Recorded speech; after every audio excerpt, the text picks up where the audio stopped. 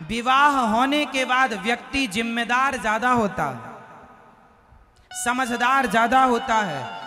College में, स्कूलों में आपने कितनी भी डिग्रियां पाई हो, पर विवाह के बाद जो ज्ञान होता है वो ज्ञान दुनिया की कोई यूनिवर्सिटी आपको नहीं दे सकती। वो जब विवाह होगा तो पता चलेगा कि ये ज्ञान विवाह के बाद ही होगा। कोई यूनिवर्सिटी आपको वो ज्ञान नहीं दे सकती जो गृहस्थ को विवाह के बाद होता है। ये बात सही है कि गलत है? पहला, पत्नी सहयोगी है मन की चंचलता मिटाने में। दूसरा, पत्नी ने आपको जिम्मेदार बनाया है, हाँ या ना? पति ने आपको जिम्मेदार बना, पति पत्नी को जिम्मेदार करता है, उसे भी नमक रोटी की चिंता होने लग जाती है। तो एक गृहस्थ में दोनों लड़का लड़की पति पत्नी क्या हो जाते हैं धीरे धीरे, जोर से। कल तक बाप के आश्रित थे, कोई चिंता नहीं, फिक्र नहीं, लेकिन अब नमक रोटी की तो जिम्मेदारी। तो पहले तो मन की चंचलता मिटाने के लिए पत्नी, दूसरा जिम्मेदार बनाती है पत्नी और पति, तीसरा सबसे बड़ा कारण जो आध्यात्म से जुड़ा है, तीसरा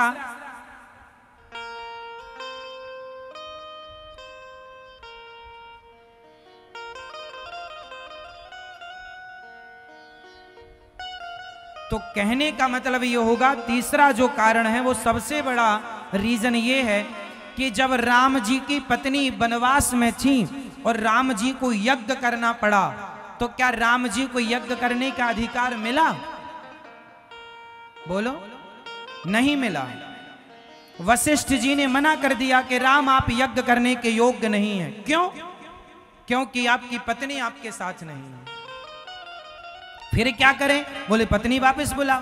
बोले पत्नी बुला नहीं सकते, तो फिर क्या करें? बोले सोने की सीता बनाओ। बोलो हाँ, बनाया। भगवान राम ने किसकी सीता बनाई? सोने की, और बगल में बिठाया। तब भगवान को यज्ञ करने का अधिकार मिला। मतलब तुम्हारी पत्नी इसलिए होती है केवल बच्चे पैदा करने के लिए नहीं, बल्कि तुम्हें यज्ञ का अधिकार देती है। तुम्हारी पत्नी तुम्हें भगवान की प्राप्ति में सबसे बड़ा योगदान यदि किसी का है तो पत्नी का। ईश्वर की प्राप्ति में आपकी पत्नी आपकी सबसे बड़ी सहयोगी है। किसकी प्राप्ति में? जोर से। भगवान की प्राप्ति में, ईश्वर की प्राप्ति में आपकी सबसे बड़ी सहयोगी आपकी। अरे भागवत भी पति पत्नी दोनों जोड़े को सुनना चाहिए, यदि है तो। यदि नहीं है तो फिर अलग बात है कि पत्नी का पति नहीं है या पति की पत्नी नहीं, तो भी सुन सकते हैं, पर जोड़ा है तो इससे बेहतर क्या होगा? तो जो यज्ञ का विधान, चलो भागवत जी में तो अधिकार है कि पत्नी अकेले सुन सकती है, पति भी अकेला सुन सकता है, इसमें कोई बहुत ज्यादा। लेकिन यज्ञ, जब आप यज्ञ करेंगे ना, तो यज्ञ बिना पत्नी के नहीं हो सकता। यज्ञ में आपको बिना अब आजकल कोई बिठा दे लोभ लालच में, वो अलग विषय होगा, लेकिन जो नियम है वो नियम ये कहता है कि बिना पत्नी के आपको यज्ञ में। राम जी को नहीं बैठने दिया गया। पत्नी लाओ, पहले सोने की लाओ, नियम।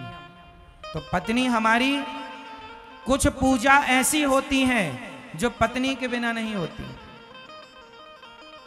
इसलिए पत्नी आपको यज्ञ का अधिकारी बनाती है। भगवान की प्राप्ति में आपकी पत्नी सहयोगी है। हाँ।